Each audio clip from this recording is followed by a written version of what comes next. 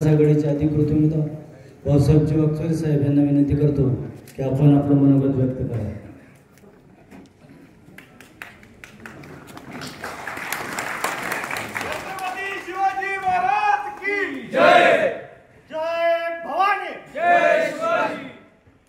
आजच्या कार्यक्रमाचे अध्यक्ष आदरणीय विजय गुरुदेव, व्यासपीठावरील सगळेच मान्यवर, महाविकास आघाडीचे सगळेच नेतेगण, काँग्रेस, राष्ट्रवादी, शिवसेना, संभाजी ब्रिगेड, आम आदमी, सर्व पक्षाचे नेते, आमच्या सर्व भगिनी,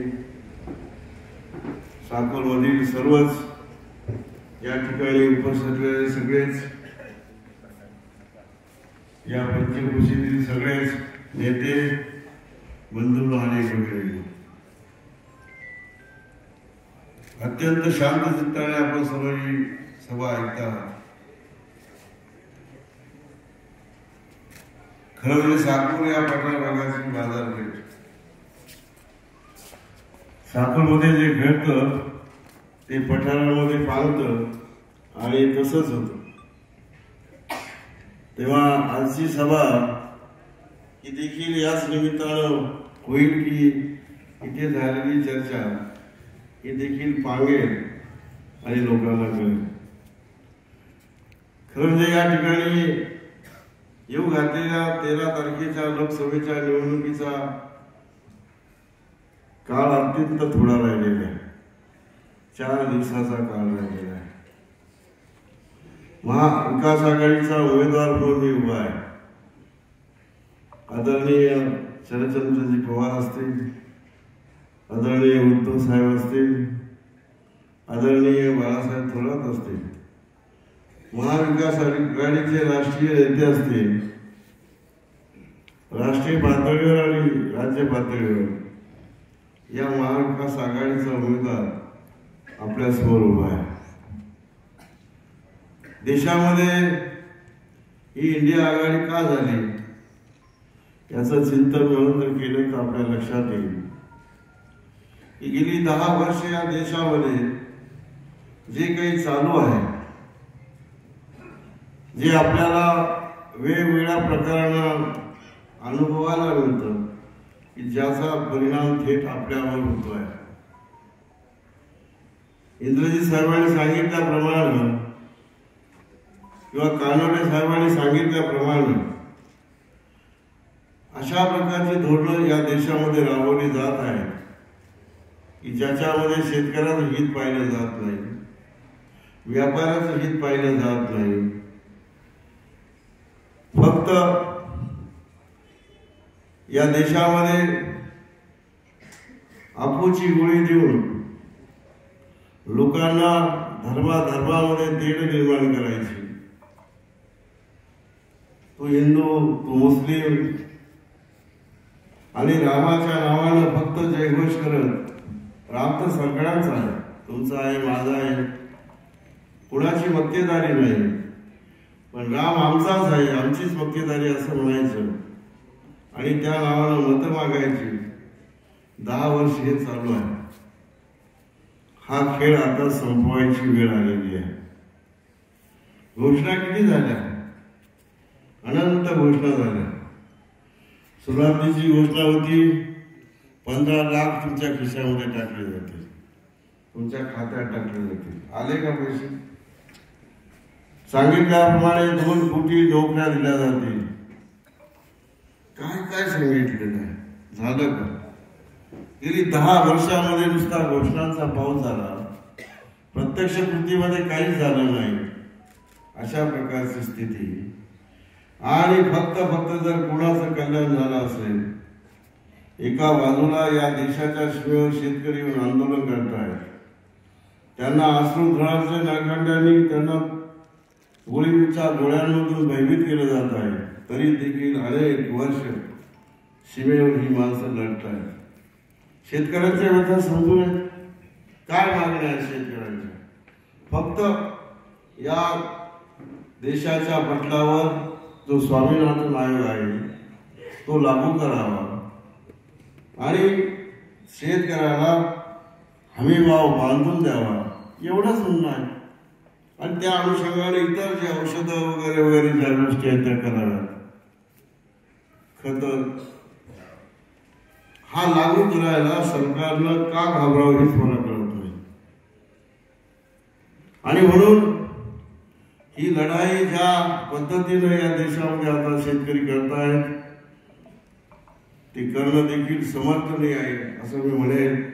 आणि उद्याच्या लोकसभेमध्ये हे समर्थन करण्यासाठी आपल्या माणसाची गरज तेथे आहे. आणि म्हणून ही निवडणूक अत्यंत महत्वाची आहे. त्याची अनेक गोष्टी आहेत. ह्या गोष्टी करण्यासाठी ही निवडणूक मी म्हणालो की ऐतिहासिक आहे. खरोखर ऐतिहासिक आहे. हे जे काही चाललेलं सोंग आहे, सोंगाड्याचा खेळ जसा असतो त्या पद्धतीचा हा खेळ जो चालू आहे, हा जर बंद करायचा असेल तर तो केवळ आपल्या मतानं, ज्या देशाचा पंतप्रधान म्हणतो, ज्या मतानं खासदार म्हणतो, आमदार म्हणतो, त्याच मतानं हा खेळ बंद तुम्ही मतात करू शकता. म्हणून येऊ घातलेली ही 2024ची लोकसभेची निवडणूक यासाठी आपला माणूस आपल्यासाठी उभा आहे. माझी ओळख आपल्या सर्वांना माहीत आहे. मी कोण आहे, काय आहे, अगोदरच्या वक्त्यांनी सांगितले. या मातीतच मी जन्मलेलो आहे, या मातीतच मी नोकरी केलेली आहे, व्हिडिओ म्हणून होतो आणि 2009 ते 14 खासदार म्हणून देखील होतो. आणि खासदार असताना मी काय काम केले आपल्या समोर आहे. खासदार निधी दाखवणारा, स्वातंत्र्यानंतर गावागावामध्ये खासदार निधी खर्च करणारा पहिला खासदार म्हणून असलेला उल्लेख माझा आहे. स्वातंत्र्यानंतर गावामध्ये पाऊल ठेवणारा पहिला खासदार म्हणून माझा उल्लेख आहे. व ते कॉम्प्युटर असेल, 1 लाख विद्यार्थ्यांना करिअर योजनेच्या मार्गदर्शन असेल, 650 सभामंडप बांधले, अनंत गोष्टी खासदारीतून करायचा प्रयत्न केला म्हणून सांगतो आहे. मी हे तर फक्त 10% केलंय. पण दिल्लीमध्ये जे केलं तुम्हाला माहित नाही, सांगता आलं नाही. दिल्लीमध्ये भल्या भल्यांना म्हणजे म्हणते भले यांना नीट करायचं काम माझ्या प्रश्नातून अनेक वेळा झालं. हे मला सांगायला आनंद वाटतो. 2.5 वर्ष चिदंबरम जे या देशाचे अर्थमंत्री होते, 2.5 वर्ष प्रणव मुखर्जी या देशाचे अर्थमंत्री होते, 5 वर्ष मी त्यांच्याबरोबर काम केले. मला सांगायला आनंद वाटेल, या 5 वर्षामध्ये जेवढे काही आर्थिक कायदे या देशाचे झाले त्या सर्व कायद्यांमध्ये हे कायदे अगोदर आमच्या कमिटीकडे यायचे, आम्ही सुधारणा करायचो, नंतर मग ते लोकसभेमध्ये चर्चेला जायचे.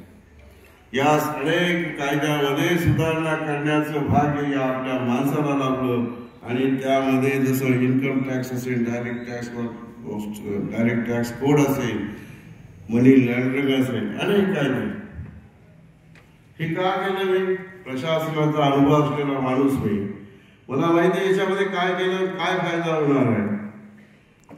मला सर्व ज्ञान आहे असं नाही, परंतु जे काही शिये झालेली माणसं आहेत त्यांच्याकडनं ते ज्ञान घेऊन ती मांडण्याचा प्रयत्न केला. त्यात यशस्वी झालो. 5 वर्ष मी जाती आणि जमातीचा मेंबर होतो. पण याच प्रशासनाच्या अनुभवावरून खूप बोलायचं होतं, पण टाइम त्या अनुभवावरून मी सांगायला आनंद वाटेल. या देशातील सर्व जे काही आहे त्यांच्या साक्षी काढायचं काम सर्व राज्य सरकार असतील, देशातील सर्व राष्ट्रीयकृत बँका असतील या देशातील, त्यांच्या साक्षी काढायला फक्त अग्रेसर होता तो आपला माणूस, आपला खासदार. हे मी या ठिकाणी अभिमानानं सांगेन.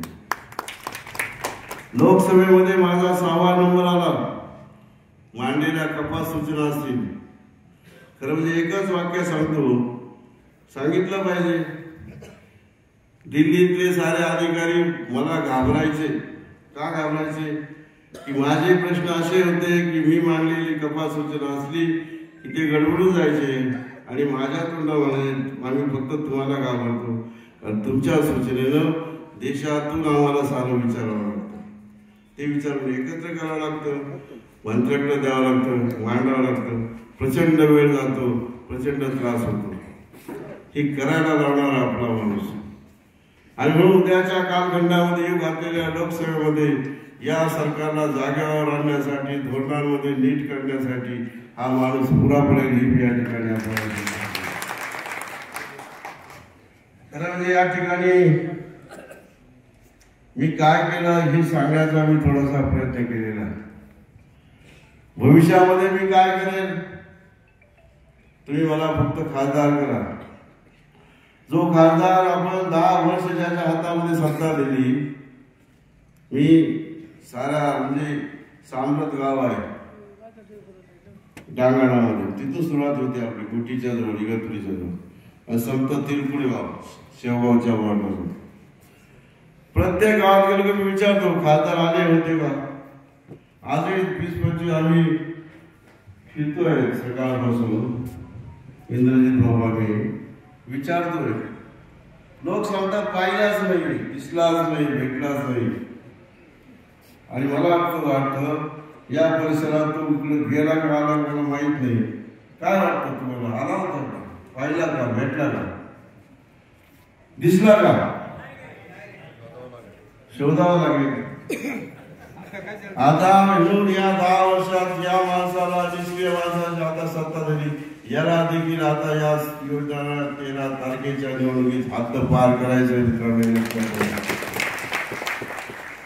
मगाशी म्हटलं कुणीतरी, जो माणूस दारू विकतो, जो माणूस डाग मार चालवतो, मुंबईला राहतो, तो काय करणार. म्हणून 10 वर्ष आपण चुकीच्या पद्धतीने आपलं मतदान झालं, यावेळेला ते होणार नाही याची देखील काळजी करायची गरज आहे. हे देखील आपल्याला करायचं आहे. आणि मी तुम्हाला सांगतो, मी तुम्हाला अत्यंत आनंदाने सांगतो, स्वाभिमानाने सांगतो,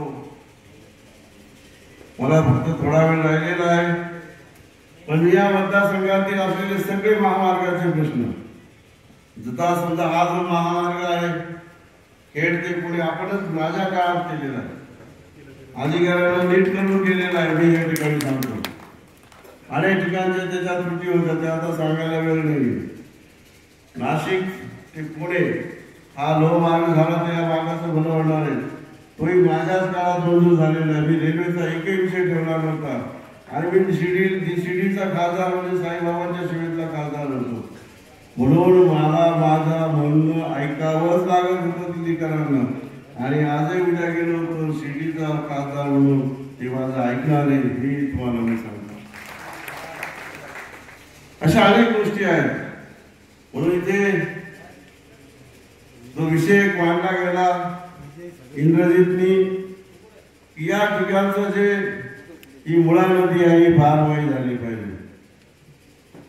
मी तुम्हाला निश्चितपणाने सांगतो, याच्यामध्ये काही शास्त्र आहे, याच्यामध्ये काही विज्ञान आहे, याच्यामध्ये काही अधिकाऱ्यांचा समावेश आहे. मला तुम्ही खासदार करा, पहिली बैठक या अधिकाऱ्यांची लावतो साकोरला, मुंबईला नाही तर नगरला. हे पाणी बारमाही, ही नदी बारमाही होईल अशा प्रकारचा खटाटोप प्रयत्न मी केल्याशिवाय राहणार नाही. हा निर्वाणीचा शब्द तुम्हाला आहे. सर्वांचे आलेल्यांचे मी खूप खूप आभार मानतो. आपल्याकडे शेवटचं मी एक बोलतो, आदरणीय बाळासाहेब थोरात यांच्या मार्गदर्शनाखाली